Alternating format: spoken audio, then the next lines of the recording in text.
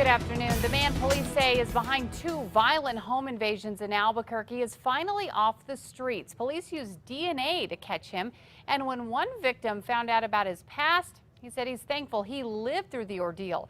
News 13's Crystal Gutierrez is in the Newsplex with details. Yeah, Kim, Samuel Silva is accused of holding a gun to a man's head. Now, we've learned Silva has faced a murder charge before and has had ties to a notorious prison gang that killed an inmate.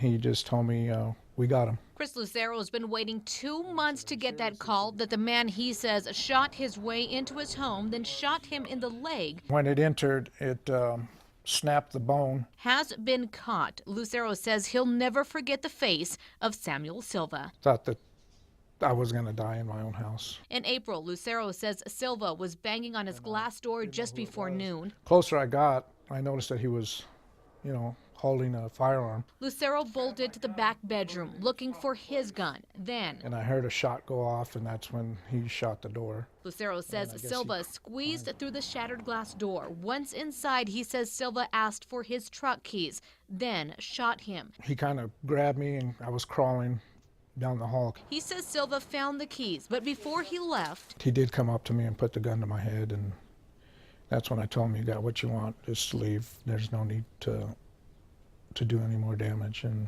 that's when he ran out the door. After calling 911, Lucero learned his neighbor had called police too, saying Silva tied her up with electrical cords and ransacked her home. Police say Silva's blood was found in the victim's truck, and detectives linked him to the crimes. That's when Lucero learned of Silva's violent past. I was kind of shocked, and my wife, she just started crying, because after knowing what he had done prior, I could have died. Silva's been convicted of attempted second-degree murder, shooting from a car, and even assault on a cop. Even locked up, Silva racked up more charges. In 2000, he was linked to a notorious gang that was behind the brutal death of a fellow inmate.